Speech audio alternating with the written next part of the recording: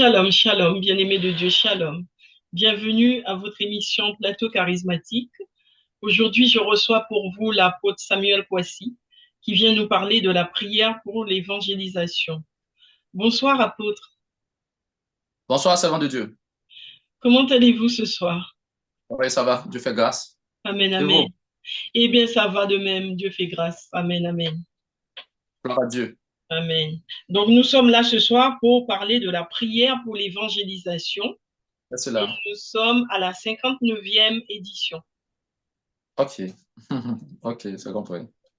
Donc, nous allons prier pour nous mettre en communion avec l'Esprit de Dieu. Seigneur, nous te rendons grâce, nous te bénissons, prions de conduire ce moment, Seigneur, que nous toute la gloire te soit rendue, prenons le que contrôle ton nom soit célébré, de nos que lèvres, ton nom soit loué, Seigneur. que ton nom soit exalté, que confions ce moment, Viens que toute la manifester gloire ta te puissance revienne, devant notre Seigneur. édifie ton peuple, éclaire ton peuple, Lève-toi que dans ton nom soit nos glorifié, ton nom soit élevé. Au Viens nom puissant de Jésus-Christ, merci manifester Seigneur. le nom de Jésus. Merci pour cette émission. Manifeste-toi, Merci manifeste-toi, de donner des fruits à domine, cette émission. et Que domine. toute la gloire te revienne au nom de Jésus. Merci Seigneur. Merci. Amen. Amen. Amen. Amen, amen. Eh bien, écoutez, je vous laisse la parole, apôtre. Merci, servant de Dieu. Euh, que Dieu restaure son peuple, Dieu édifie son peuple Amen. dans le nom puissant de Jésus-Christ de Nazareth. Amen, amen. Alors, aujourd'hui, nous allons parler d'une arme parmi les armes de Dieu, euh, d'une arme, voilà, mais qui est bien sûr l'évangélisation. Voilà, on va lire d'abord Éphésiens chapitre 2, le verset 10. Éphésiens, Alors, je lis la parole de Dieu, verset 10. c'est cela. En réalité, c'est lui qui nous a fait. Nous avons été créés en Jésus-Christ pour des œuvres bonnes que Dieu a préparées d'avance afin que nous les pratiquions. Amen. Alors, comment est-ce que nous pouvons pratiquer des choses que Dieu a préparées d'avance si nous ne les connaissons pas? La Mhm. parole de Dieu dit que nous sommes l'ouvrage de Dieu, ayant été créés en Jésus-Christ. Nous sommes l'œuvre de Dieu. Nous avons été faits. C'est-à-dire que tous ceux qui sont en Jésus, nous qui sommes en Jésus, la parole de Dieu, que c'est Dieu qui nous a fait. C'est Dieu qui nous a fait en Jésus-Christ. Nous sommes l'ouvrage de Dieu en Jésus-Christ, créés pour de bonnes œuvres. Créés pour de bonnes œuvres. Si vous comprenez, créés pour de bonnes œuvres. Et ces bonnes œuvres-là, la parole de Dieu, que Dieu les a préparées d'avance pour que nous puissions les pratiquer. La préparer d'avance pour que nous puissions les pratiquer. Donc, pour que nous puissions donc les pratiquer, il faut que nous connaissions ces œuvres-là. Voilà, donc Dieu va nous les révéler. Dieu va nous les montrer. Donc, personnellement, de façon personnelle, Dieu va se révéler à chacun, chaque chrétien, chaque serviteur de Dieu pour lui faire comprendre qu'il doit évangéliser. Donc, nous sommes appelés euh, à pratiquer ce que la parole de Dieu appelle de bonnes œuvres, de bonnes œuvres, de bonnes œuvres. Amen. Maintenant, retenons euh, le qualificatif bon, Mhm. hein, bonnes œuvres, bon. Alors, dans Matthieu chapitre 13, lorsque Jésus a parlé de la parabole du semeur, Mhm. Matthieu chapitre 13, à partir du verset 4 jusqu'au verset 8, il va l'expliquer du verset 18 jusqu'au verset, Matthieu chapitre 13, du verset 18 au verset 23. Jésus va expliquer la parabole du semeur. Alors, il a fait comprendre qu'il y a donc quatre types de terres dans lesquelles sont tombées, dans lesquelles est tombée la semence. Et il va expliquer que parmi les quatre types de terres, il y a une seule terre qui est appelée la bonne terre. Alors, cela doit vous rappeler les bonnes œuvres. La bonne terre, les bonnes œuvres que nous devons pratiquer en Jésus-Christ. Donc ici, cette terre est appelée bonne terre. Alors, on va lire cela. Matthieu chapitre 13. Mhm. Verset 4 à 8. Oui, on va lire le verset 4 au verset 8. Alors, je lis la parole de Dieu. Il dit, un semeur sortit pour semer. Comme il semait, une partie de la, comme il semait, une partie de la semence tomba le long du chemin. Les oiseaux vinrent et la mangèrent. Une autre partie tomba dans un sol pierreux où elle n'avait pas beaucoup de terre. Elle leva aussitôt parce qu'elle ne trouva pas un terrain profond. Mais quand le soleil parut, elle fut brûlée et sécha faute de racines. Une autre partie tomba parmi les ronces. Les ronces poussèrent et l'étouffèrent. Une autre partie tomba dans la bonne terre. Elle donna du fruit avec un rapport de 100, 60 ou 30 pour un. Amen. Amen. On va lire le verset, à partir du verset 18 au verset 23. Jésus va expliquer. Donc là, déjà, on voit qu'il y a 4 types de terre. La terre appelée le long du chemin, la terre appelée pierreuse, la terre épineuse et la bonne terre. Voici 4 types de terre dont Jésus a parlé. Alors, de quoi est-ce que Jésus parlait? Que représentaient ces terres? Nous allons voir que ces terres représentent des hommes. Parce que Dieu appelle l'homme la terre. Dieu appelle l'homme la terre. Ceux qu'il a choisis, il les appelle la terre. Et dans une terre, ce qu'on peut faire, c'est un champ. Avec une terre, on peut faire un champ. Donc, la terre va devenir un champ lorsque le Seigneur il donne la parole, qui est la semence. Donc, on va lire après le verset 18. Alors, je lis la parole de Dieu. Vous donc, écoutez ce que signifie la parabole du semeur. Lorsqu'un homme entend la parole du royaume et ne la comprend pas, le mauvais vient et enlève ce qui a été semé dans son cœur. Cet homme est celui qui a reçu la semence le long du chemin. Alors, donc là, vous voyez que ce que Jésus dit, il donne comme explication. Quand il dit une partie de la semence est tombée le long du chemin, quand il dit le long du chemin, il est en train de parler de l'homme. Il dit l'homme, celui qui a celui qui a entendu la parole du royaume et ne l'a pas comprise, et au point où Satan, le malin, est venu lui arracher la parole de son cœur, arracher la semence de son cœur. Jésus dit, celui-là, c'est l'homme, c'est celui, le long du chemin, là, il dit, c'est l'homme qui a entendu la parole et il n'a pas compris. Satan est venu lui arracher donc la parole. Donc, en parlant ici de terre le long du chemin, il est en train de parler de l'homme. Amen. Et c'est pareil pour les autres types de terre. La terre, pierreuse, c'est pareil. La terre épineuse, c'est pareil. La terre, la bonne terre, c'est pareil. Ce sont des hommes. Il parle de l'homme. Maintenant, comprenez que ces hommes sont des chrétiens. Si vous voulez comprendre, ce sont des enfants de Dieu. Amen, amen. Est-ce que vous Oui, oui. Pourquoi des enfants de Dieu? Parce qu'ils ont reçu la parole. Alors, lisez bien, lisez le verset 20 et nous verrons la terre pierreuse. Qu'est-ce que Jésus dit? Celui qui a reçu la semence dans le sol pierreux, c'est Voilà, celui... merci. Donc, il dit celui. Donc, quand Jésus a dit dans la parabole, une partie de la semence est tombée dans un endroit pierreux. Donc, en parlant d'endroit pierreux, il est en train de parler de l'homme, la personne à qui il a donné sa parole. Mais il dit dans sa vie, c'est comme il n'y a pas beaucoup de terre, il n'y a pas beaucoup de place pour la parole de Dieu. Mais quand il a reçu la parole, aussitôt, il était content. Mais après, quand il y a eu le soleil, quand il y a eu donc, la tribulation, il y a eu des persécutions, il a abandonné, il n'a pas porté du fruit. Parce que, ouais, donc Dieu est en train de parler de l'homme. Mais ici, retenez que c'est mis celui qui a reçu. Donc, il a reçu la semence. Et dans Luc chapitre 8, verset 11, la semence, Jésus dit, c'est la parole de Dieu. Amen. Donc, Luc chapitre 8, verset 11. Donc, quand Jésus dit, celui qui a reçu, donc celui qui a reçu la parole, celui qui a reçu la parole, celui qui a reçu la semence dans les endroits pierreux, est-ce que vous voyez? Donc, il a reçu. Alors que Jean chapitre 1, verset 12 dit, mais à tous ceux qui l'ont reçu, tous ceux qui ont reçu la parole, mais à tous ceux qui l'ont reçu, à ceux qui croient en son nom, elle a donné le pouvoir de devenir enfant de Dieu. Donc, comprenez que toutes ces terres-là sont des enfants de Dieu. Est-ce que vous voyez? Amen. La terre le long du chemin, Dieu parle d'un enfant de Dieu. La terre pierreuse, Dieu parle d'un enfant de Dieu.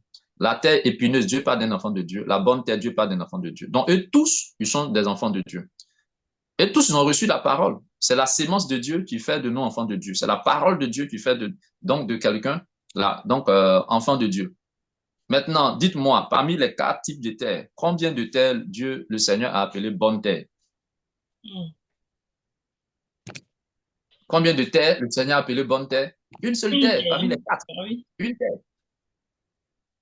Donc, alors, on peut lire cela, verset 23. Alors, verset 23. Celui qui a reçu la semence dans la bonne terre, c'est celui qui entend la parole et la comprend. Il porte du fruit avec un rapport de 100, 60 ou 30 pour un. Voilà, donc celui Amen. qui a reçu la semence, la parole dans la bonne terre. Donc, en disant bonne terre, donc Jésus parle d'un homme, mais d'un chrétien, d'un enfant de Dieu. Mhm. Alors, souvenons-nous de Éphésiens chapitre 2, oui, Éphésiens chapitre 2, verset 10, que nous sommes l'ouvrage de Dieu et été créés en Jésus-Christ pour de bonnes œuvres, vous voyez, pour de bonnes œuvres que Dieu a préparées d'avance pour que nous les pratiquions. Ça veut dire la bonne terre, celui-là, cet enfant de Dieu, il a fait la volonté de Dieu. Donc, le Seigneur le qualifie de bonne terre. Bonne terre. Donc, en fait, il a accompli les bonnes œuvres qui ont été préparées d'avance. Lui, il a connu cela. Ayant reçu la parole, il a compris la parole. Donc, il a obéi selon Mm. la volonté de Dieu. Il a compris la parole. Donc, il a appelé bonne terre parce qu'il a accompli les bonnes œuvres de Dieu. Il a fait la volonté de Dieu. Mais les autres types de terre, qui sont aussi des enfants de Dieu, parce qu'ils ont reçu la parole, mais eux n'ont pas obéi. Donc, ceux-là ne seront pas sauvés. Eux n'ont pas obéi. Maintenant, la parole de Dieu dit qu'ils ont porté du... Donc, la bonne terre a porté du fruit. Ça voudrait dire quoi? La bonne terre a porté du fruit. Ça voudrait dire qu'elle, par la semence qu'elle a reçue, elle a touché d'autres terres. Elle a convaincu d'autres terres. Elle a convaincu d'autres personnes à recevoir Jésus, hein, et à porter aussi du fruit. C'est-à-dire qu'elle a amené d'autres personnes aussi au Seigneur, à comprendre la parole que lui, donc elle a reçu cette terre, mais qui est un chrétien ou qui peut être un chrétien, qui peut être une chrétienne, mais en fait un enfant de Dieu. Donc il est qualifié de bonne terre. Amen. J'espère qu'on se Amen. comprend, hein. On se comprend, oui. Voilà. Alors, voyons également ce passage, 1 Corinthiens chapitre 3, verset 9. Alors, pourquoi Dieu nous appelle la terre? Parce que nous sommes son champ. 1 Corinthiens chapitre 3, verset 9. Alors, 1 Corinthiens 3, verset 9. Alors, je lis la parole de Dieu. En effet, nous sommes ouvriers avec Dieu. Vous êtes le champ de Dieu, la construction de Dieu. Amen. Donc, la parole de Dieu fait comprendre qu'on doit œuvrer, ouvrier avec Dieu. Ça ne dit pas ouvrier de Dieu, c'est différent, mais c'est mis ouvrier avec Dieu. C'est-à-dire que c'est avec Dieu que les serviteurs de Dieu doivent travailler, en union, en alliance. Nous sommes ouvriers avec Dieu. Vous êtes le champ de Dieu. Donc, en fait, tous les types de terres là, c'était des hommes, c'était des enfants de Dieu. Ils représentaient le champ de Dieu. Il y a eu de mauvais champs, ceux qui n'ont pas porté de fruits. Mhm. Et donc, eux, ils étaient de mauvais champs, de mauvaises terres. Donc, parmi les quatre types de terres, il y a il y a une seule terre qui a été qualifiée de bonne. Parce que lui, c'est un chrétien, un enfant de Dieu, lui, il a obéi. Donc là, vous voyez qu'il y a comme une séparation. Parce que si Jésus a parlé de cette terre qui a porté de fruits, l'a qualifiée de bonne terre, ça veut dire que les autres terres qui n'ont pas porté de fruits sont de mauvaises terres. Amen. Amen. Mais est-ce que ce sont des païens? Non, donc ce ne sont pas des païens. Ce sont des enfants de Dieu. Est-ce qu'ils seront sauvés? Non, ils ne seront pas sauvés. Amen. Amen. Ils ne seront vraiment pas sauvés. Parce qu'ils n'ont pas accompli les bonnes œuvres de Dieu, qui est de faire sa volonté. Et sa volonté, nous devons comprendre sa parole. Si nous comprenons la volonté de Dieu, que nous faisons cette volonté, euh, les œuvres de Dieu sont bonnes. Ce que Dieu nous demande et nous demandera de faire sera toujours bon. Si Dieu dit d'évangéliser, c'est une bonne œuvre. Si Dieu vous conduit dans l'évangélisation, que vous obéissez, c'est une bonne œuvre. Non, c'est appelé une bonne œuvre. Et c'est ce qui va faire de vous une bonne terre. Donc, un bon champ. Et vous allez porter du fruit. Et quand on fait un champ, il faut que le champ produise. Il faut que le champ produise. Amen. Amen. Donc, cette terre a porté du fruit. un enfant de Dieu. Alors, c'est pourquoi la terre que nous représentons devant Dieu, quand vous êtes enfant de Dieu, donc, parce qu'il vous a donné sa parole, donc c'est la parole qui va vous donner. Maintenant, quand Dieu nous donne la parole, c'est pour faire quoi avec? Voilà, c'est pas seulement pour nous-mêmes, c'est et pour nous, mais aussi pour ceux à qui on doit parler de Dieu. Et on parlera de Dieu, on doit parler de Dieu avec sa parole. C'est ce qu'on appelle évangélisation. Mhm. Donc, si vous êtes, bon, une terre, qu'est-ce qu'on peut prendre une terre pour faire? Voilà. Hein? On peut prendre une terre pour construire une maison, un champ. Voilà. Qu'est-ce qu'on peut faire d'autre avec une terre? Il y a ces deux choses, voilà, deux choses spéciales. On peut construire une maison sur un terrain. On peut faire un champ. Est-ce que vous voyez? Donc, ici, dans 1 Mhm. Corinthiens chapitre 3, verset 9, la parole de Dieu fait comprendre que euh, euh, nous sommes, hein, vous êtes le champ de Dieu. On peut construire aussi des édifices. Est-ce que vous voyez? Des Mhm. édifices, des maisons sur un terrain, sur une terre. Et parlant de cela, Jésus même en a parlé, Matthieu chapitre 7, le verset 24. Il dit, celui qui entend les paroles que je dis, les met en pratique, est semblable à un homme prudent qui a bâti sa maison, qui a bâti sa maison sur le roc, qui a bâti sa maison sur le roc. Donc, on peut construire donc un édifice, faire un champ avec une terre. Donc, tout dépend. Mais ici, nous sommes en train de voir précisément le champ, donc la terre, le champ. Donc, si vous êtes le champ de Dieu, c'est-à-dire que vous êtes enfant de Dieu, il vous a donné la semence qui est quoi? Qui est sa parole. Et c'est cette parole, il veut qu'on maîtrise. Et quand nous regardons bien la terre appelée bonne, la terre qualifiée de bonne, quand nous lisons bien le verset 23 de Matthieu chapitre 13, la parole de Dieu, qu'elle a reçu la parole et elle a compris cette parole. On parle là de la compréhension de la parole pour pouvoir obéir. Amen. Amen. Donc, cela est une âme nécessaire parmi les armes de Dieu, que nous allons voir cela un peu terminer. Souvenez-vous également, dans Matthieu, toujours Matthieu chapitre 13, on va voir quelque chose, la parabole du filet jeté dans la mer. Matthieu chapitre 13, le verset 47 au verset 50. Alors, Donc, ah, allez-y. je lis la parole de Dieu. Le royaume des cieux ressemble encore à un filet jeté dans la mer et qui ramène des poissons de toutes sortes. Quand il est rempli, les pêcheurs le tirent sur le rivage et s'asseyent.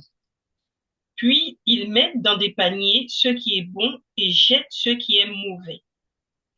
Il en ira de même à la fin du monde. Les anges viendront séparer les méchants d'avec les justes et jetteront dans la fournaise de feu où il y aura des pleurs et des grincements de dents. OK. Amen. Alors, à votre avis, vous qui nous écoutez, qui sont ceux qui sont appelés les méchants? Qui sont ceux qui sont appelés les justes? Qui sont ceux qui sont appelés les bons? Qui sont ceux qui sont appelés les mauvais? Alors, ici, Jésus donne cet enseignement en parabole. Il dit ce à quoi ressemble le royaume des cieux. Quand il parle du royaume des cieux, il parle du monde de Dieu, le monde de Dieu, l'univers de Dieu, son peuple, en fait de Église, l'œuvre de Dieu. Il dit, voici ce à quoi cela ressemble. Cela ressemble à un filet qui a été jeté en mer et le filet là prend toutes sortes de poissons. Quand le filet est rempli, il dit, il y a des pêcheurs qui viennent et qui tirent le filet, ils viennent s'asseoir au rivage. Et ils font un tri entre les bons poissons et les mauvais poissons. Ils font une séparation. Les bons poissons, ils les mettent dans des vases et les mauvais, ils les jettent. Mm. Alors, de quoi est-ce que Jésus parle? C'est la même chose comme la parabole de la semence. C'est comme il y a une séparation entre les mauvaises terres et la bonne terre. C'est la même chose Amen. ici. Amen. Amen. Les poissons représentent des hommes. Mais quel type d'hommes? Il ne s'agit pas des païens. Il ne s'agit pas des païens. Mm. Il s'agit des chrétiens. C'est le peuple de Dieu. C'est parmi le peuple de Dieu. Mhm. Ceux qui ne vont pas maîtriser la parole, qui ne vont pas obéir, en fait, c'est ceux-là que Dieu appelle des mauvais. Donc, la parole que les pécheurs vont faire le tri, il y a les bons poissons et les mauvais poissons.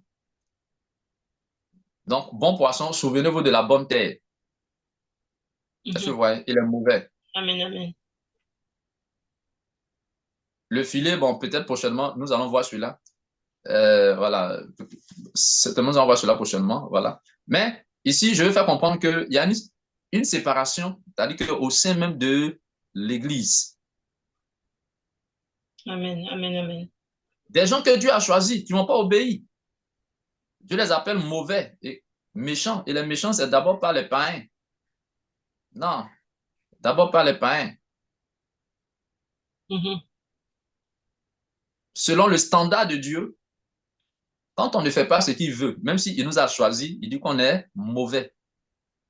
Il nous qualifie de mauvais. C'est quoi il dit, Éphésiens 2, verset 10, il a préparé de bonnes œuvres. Il les a préparées d'avance pour que nous, on les pratique. C'est-à-dire ce qu'il veut qu'on, donc, non pratiquons, il a préparé cela d'avance. Et c'est ce quoi il nous a choisi. Donc, nous devons prier pour découvrir ces choses et connaître. Et ça va passer forcément aussi par l'évangélisation. Amen, Donc, amen. tous les poissons qui étaient dans le filet, tous les poissons qui étaient dans le filet, c'est-à-dire que c'est le monde religieux, c'est-à-dire que c'est l'Église. Mais là encore, il va y avoir encore séparation, les bons et les mauvais. Et Jésus dit, les pécheurs, ce sont les anges. Il dit à la fin du monde, ce sont les anges qui vont venir et ils vont séparer les justes. Donc, ceux qui sont bons, c'est ceux qui sont appelés justes. Mhm. Ceux qui sont mauvais, donc les mauvais poissons sont aussi appelés les méchants. Ils vont faire la séparation entre les justes et les mauvais. Et parlant d'œuvres justes, souvenez-vous, qu'est-ce que Jésus a dit aux disciples? Cherchez premièrement le royaume et la justice de Dieu. Justice. Donc, s'ils ont trouvé, si vous avez trouvé la justice de Dieu que vous pratiquez, on dit que vous êtes juste. Donc, eux, ils ont bien fait l'œuvre du Seigneur.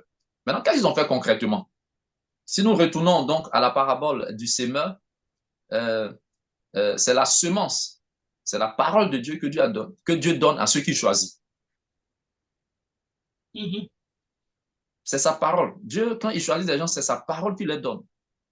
Maintenant, on prend la parole pour faire quoi? On doit la comprendre.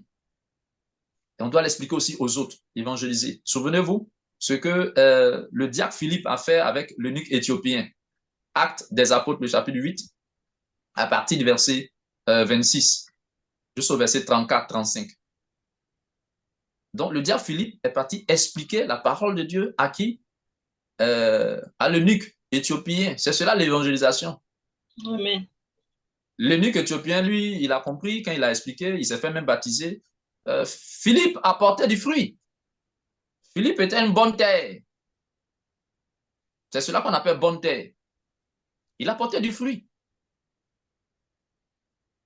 Lui, donc, comme il avait la compréhension de la parole, il a pu expliquer la parole à l'eunuque éthiopien. Voilà, il a dit la bonne terre, Matthieu chapitre 13, verset 23. Donc, cette bonne terre, elle a entendu la parole, elle a reçu la parole. Donc, enfant de Dieu, elle est chrétienne, d'accord? Mais elle a compris. Amen. Alors, pas parce que vous ne comprenez pas la parole que vous n'êtes pas enfant de Dieu, non. C'est deux choses différentes. Vous pouvez recevoir, Dieu vous a choisi, Dieu vous donne la parole, et nous devons la comprendre. Et pour terminer, d'accord, on va lire d'autres versets. Osée chapitre 6, Osée chapitre 4, verset 6, la parole de Dieu, le Seigneur disait ceci par le prophète, mon peuple est détruit, mon peuple est détruit. Mon peuple est détruit parce qu'il lui manque la connaissance. Mhm. Puisque tu as rejeté la loi, je te rejetterai. Tu seras dépouillé de mon sacerdoce. Puisque tu as oublié la loi de ton Dieu, j'oublierai aussi tes enfants. Alors ici, Dieu parle de son peuple. C'est-à-dire, c'est ceux qu'il a choisis. Mhm. Dieu ne dit pas qu'ils ne sont pas son peuple, mais Dieu dit, mon peuple n'a pas la connaissance de ma loi, de ma parole. Mais comment est-ce qu'ils vont porter du fruit? Ils ne peuvent pas porter du fruit. Si on ne comprend pas la parole de Dieu, on ne peut pas porter du fruit. On ne peut pas évangéliser. On va évangéliser comment? Pour dire quoi? Pour expliquer quoi à qui? Amen. Mhm. Et nous terminons avec Éphésiens chapitre 15, Éphésiens chapitre 6, dans le verset 11 et le verset 15. Le verset 11 déjà nous parle voilà, de Dieu qui a des armes. Revêtez-vous de toutes les armes de Dieu Mhm. afin de pouvoir tenir ferme contre les ruses du diable. Éphésiens chapitre 6, verset 11. Donc la parole que Dieu a des armes, parce que nous sommes en guerre. Nous sommes en bataille contre le monde des ténèbres. Mais écoutez, vous partez en guerre, si vous n'avez pas les armes requises, les armes recommandées, comment est-ce que vous aurez la victoire? C'est-à-dire que c'est une guerre contre quoi? Les ruses du diable, les ruses de Satan. Et parmi ces armes, nous n'allons pas citer toutes les armes. Donc, parmi ces armes, la parole de Dieu, il y a quoi? L'évangélisation, qui est symbolisée ici par les chaussures. Vous pouvez lire, servant de Dieu, le verset 11 et le verset 15. Attendez, je n'avais pas cherché. D'accord. Éphésiens chapitre 6, le verset 11 et le verset 15.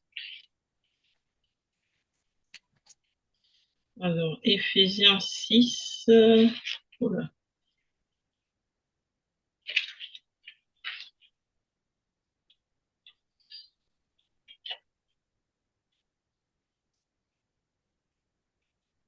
Éphésiens chapitre 6. Un petit peu long, parce que ma Bible, là, elle est tellement... Alors, c'est bon. Éphésiens 6, 11 et 15. Alors, je lis la parole de Dieu. Éphésiens 6, verset 11.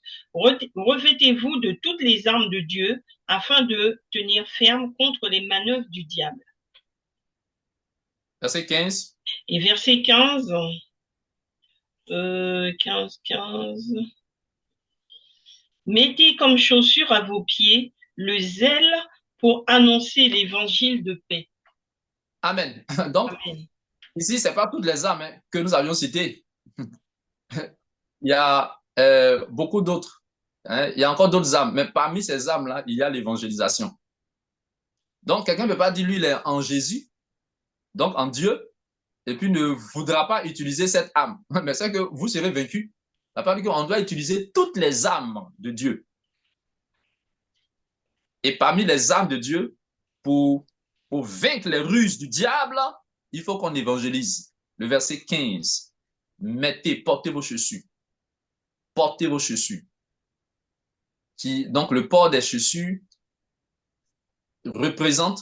signifie l'évangélisation. Être dans l'évangélisation. Alléluia. Amen.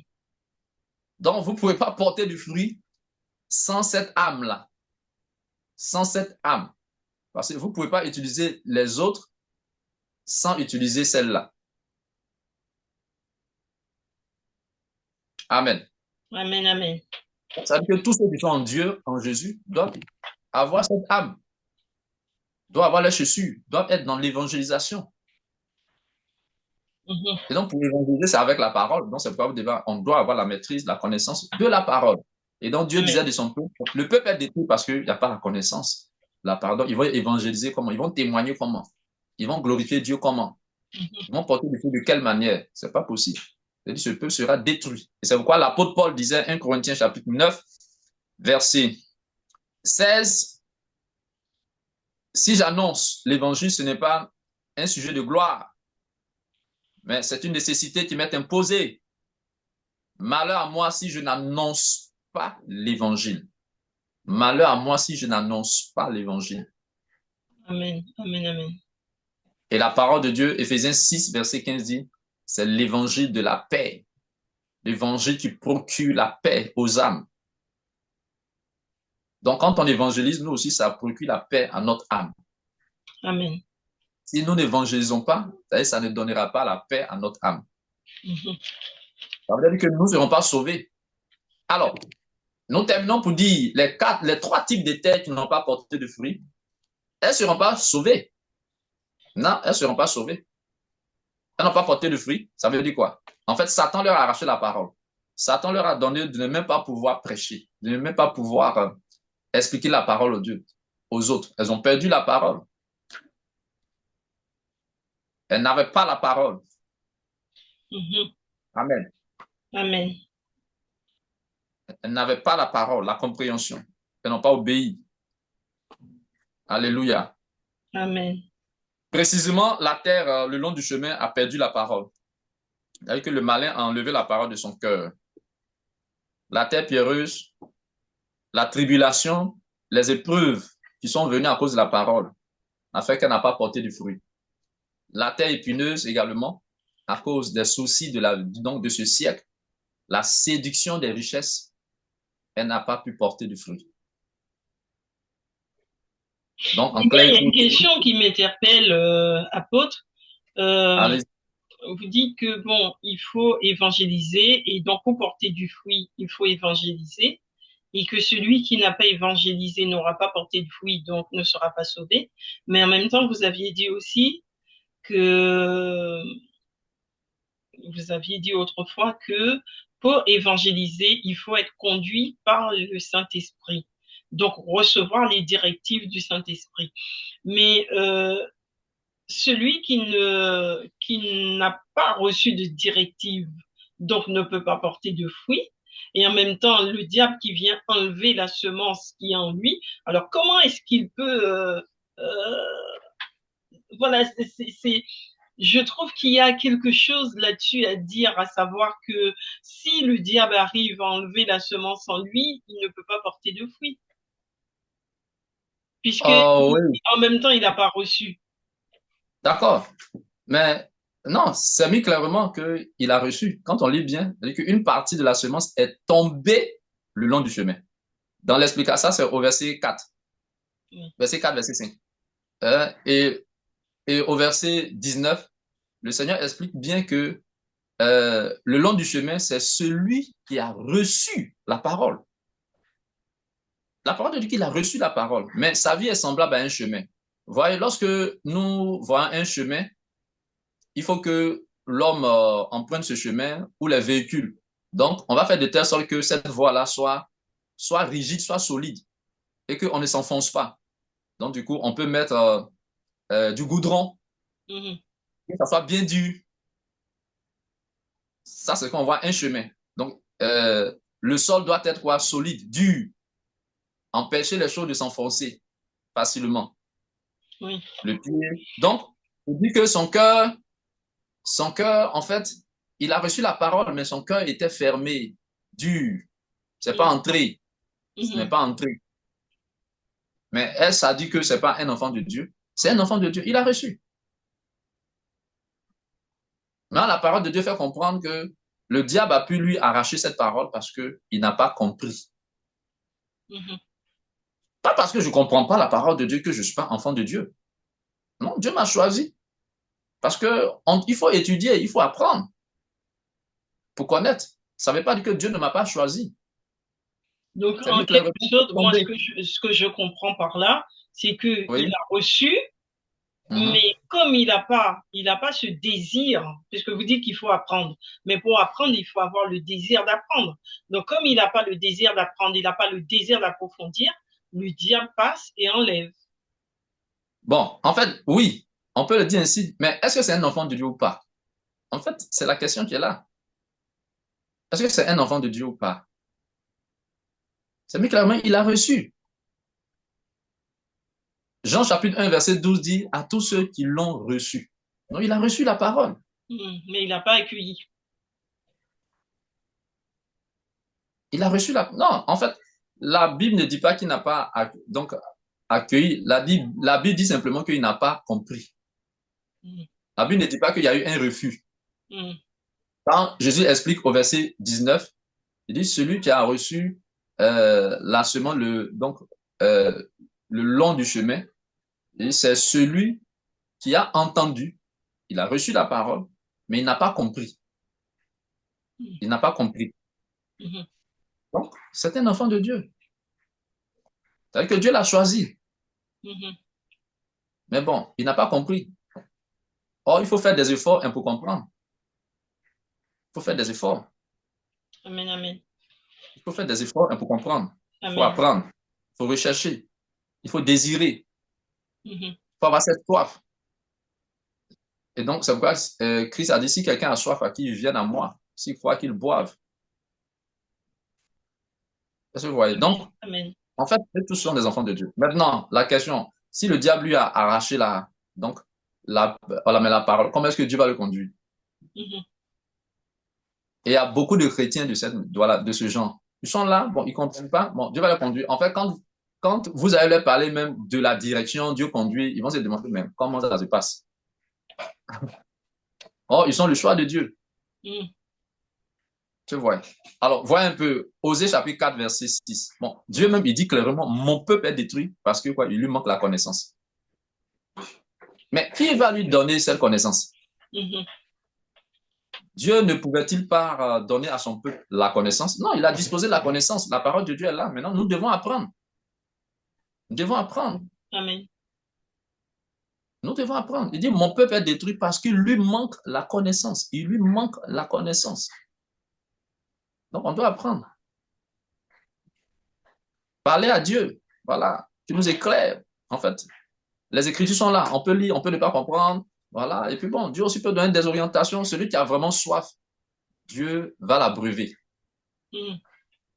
Celui qui a vraiment soif, celui qui pleure pour cela, voilà, forcément, Dieu va l'abreuver. Forcément. Forcément. Dieu va exaucer ses prières. Parce que Dieu veut même qu'on comprenne sa parole. Celui qui est vraiment désireux de cela, voilà. Je crois que c'est un peu cela. Maintenant, on peut lire, d'accord. Euh, Maintenant, là, quand vous voyez bien, Osée chapitre 4, verset 6, donc l'Éternel dit que puisque tu as rejeté la connaissance, puisque tu as rejeté la connaissance, je te rejetterai. Il parle de son peuple. Mhm. Je vais te rejeter. Puisque tu n'aimes pas la connaissance. Parce que marcher avec Dieu, c'est avoir la connaissance de sa parole. Mhm. La relation avec Dieu ne peut pas fonctionner si on n'a pas la maîtrise de sa parole. Et là, même puisqu'il veut aussi nous utiliser pour évangéliser, toucher de bon. Si on ne connaît pas sa parole, qu'est-ce qu'on va dire aux autres? On va leur apprendre quoi? On va leur dire quoi? Mm. Si Philippe n'avait pas la connaissance de la parole, qu'est-ce qu'il allait dire donc à l'eunuque éthiopien? Mhm. Mhm. Alors que Dieu voulait sauver donc l'eunuque éthiopien, mais il faut que ça passe par l'écoute de la parole, la compréhension de la parole. Et qui va lui expliquer? Voilà, Mhm. Mhm. c'est complet tout ça. Donc, quand c'est comme ça, comme Dieu ne peut pas compter sur nous, comme Dieu ne peut pas compter sur vous, si vous n'avez pas la connaissance de sa parole, Dieu ne peut pas compter sur vous. Vous ne pouvez pas porter de fruits. Mhm. Et que Philippe, il se retrouve devant l'Éthiopien et puis il ne sait pas quoi dire. Waouh! Il ne sait pas quoi dire. Mhm. Moi-même, là, je ne comprends pas. Vous voyez que ça ne serait vraiment pas intéressant que Dieu vraiment nous fasse grâce. Amen, amen, amen. Et c'est parce que Dieu avait confiance que l'ange de Dieu lui a parlé, après le Saint-Esprit aussi lui a parlé, va vers lui. Parce que Dieu savait qu'arrivé là-bas, il fallait expliquer la parole. Mm. Donc, s'il n'avait pas la connaissance de ces paroles, Dieu n'allait pas le conduire. Bon, il va donc arriver. Dieu sachant la soif de l'eunuque éthiopien. Parce que Dieu savait que c'était une histoire d'aller expliquer sa parole. Vous voyez. Amen, amen, amen. Il lui a demandé, mais comprends-tu ce que tu lis? Et l'eunuque éthiopien a dit, mais comment est-ce que je le comprendrais si personne ne me l'explique? Mhm. Et il invita Philippe à monter dans son char. Et puis bon, voilà. Donc, nous avons vraiment du travail. Donc, vous voyez que ici, Dieu les a rejetés. Dieu dit que il va rejeter son peuple si, puisque son peuple n'a pas la connaissance de sa loi, de sa parole, Mm. il va le rejeter. Donc, c'est pour ça qu'il permet de comprendre que tous ces terres sont des enfants de Dieu, des gens que Dieu a choisis. Mhm. Voilà, des gens que Dieu a choisi, mais ils n'ont pas obéi. Donc, il y a une séparation. C'est-à-dire que si ces trois types de terres qualifiés aussi qualifiés de mauvaises terres, si elles ne changent pas, le Seigneur va les rejeter. C'est-à-dire, elles ne seront pas sauvées. Ce type d'enfants de Dieu donc ne seront pas sauvés. Amen. Amen, amen. Donc, nous devons nous imprégner la parole de Dieu, la compréhension. Et franchement, ceux qui comprennent la parole de Dieu, franchement, ils vont comprendre qu'il y a l'évangélisation. Mhm. Parce que Dieu ne peut pas nous faire comprendre sa parole sans nous parler de l'évangélisation, sans nous parler du fait de porter du fruit. Non, c'est pas possible. C'est vraiment pas possible. C'est vraiment pas possible. Mhm. Donc, il y a cet élément. Il y a ceux qui peuvent comprendre, voilà, mais bon, la terre épineuse, par exemple, elle dit qu'elle a reçu la parole, Mhm. mais on nous fait comprendre que c'est à cause des soucis du siècle et de la séduction des richesses que la parole en elle a été étouffée. Amen, amen, amen. Et on rend cette personne, cet enfant de Dieu, infructueux. Infructueux. On se souvient que Jésus a maudit le figuier qui n'avait pas de fruits. Une manière de dire que les maudits, voilà, les maudits n'entreront pas quoi? Dans le royaume des cieux. Un peu comme les mauvais poissons n'entreront pas dans le royaume des cieux. Les méchants poissons, les mauvaises terres. Dieu dit, nous sommes son champ. Vous êtes le champ de Dieu. Vais-je être un bon champ? Allez-vous être un bon champ ou un mauvais champ? Voilà la question. Elle reste posée. C'est pourquoi chacun doit faire un effort, chercher à apprendre la parole, comprendre, savoir ce que tu veux qu'on fasse. Voilà, pour être un bon champ. Le bon champ, c'est le champ qui aura produit. Amen, comme amen, la bonne terre, amen. Comme la bonne terre qui a produit. Amen. Amen. Eh bien, écoutez, apôtre, nous allons peut-être nous arrêter là et porter une prière pour les enfants de Dieu, afin qu'ils deviennent de bonnes terres. Amen. Amen. Seigneur, nous te rendons grâce et bénissons ton nom pour ta parole. Père, tu nous as choisis. Tu as choisi ton peuple. Et tu as besoin que nous portons du fruit. Nous te disons merci. Tu as besoin que nous soyons de bonnes terres.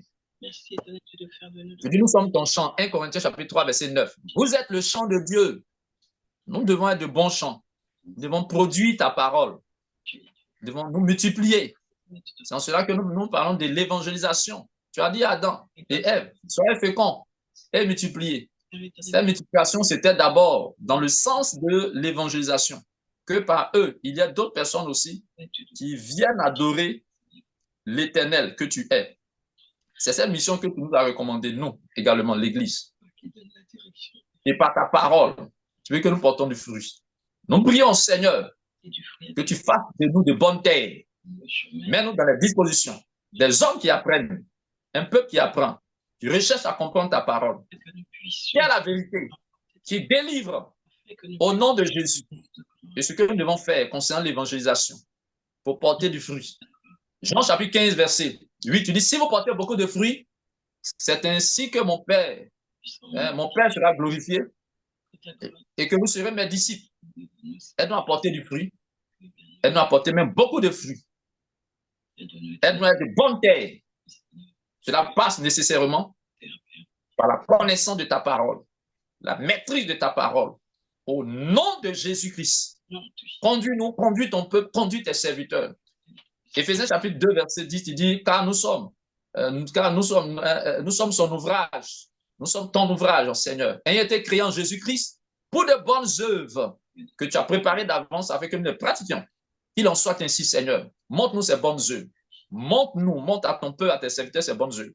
Au nom de Jésus, merci de donner à cette émission de porter du fruit pour la gloire de ton nom dans les nations, dans la vie de ton peuple, de tes serviteurs, de tes servantes. Dans le nom de Jésus, que les dons d'évangélisation ressuscitent. Au nom de Jésus. Amen. Amen, amen, amen. Eh bien, je vous dis merci, apôtre, pour ce bel enseignement. Gloire à Jésus. Restez bénis. Je remercie aussi tous les téléspectateurs qui nous suivront ce soir et qui continueront aussi à suivre. Je vous exhorte à faire connaître l'émission Plateau Charismatique autour de vous. Je vous exhorte aussi à rester connectés, à vous abonner pour recevoir les notifications et surtout à nous laisser des commentaires. Donc, n'hésitez pas à mettre un commentaire lorsque vous regardez l'émission. Je vous dis à très bientôt. Soyez bénis, apôtres. Amen. Merci, servant de Dieu. À bientôt. À bientôt. Soyez bénis également.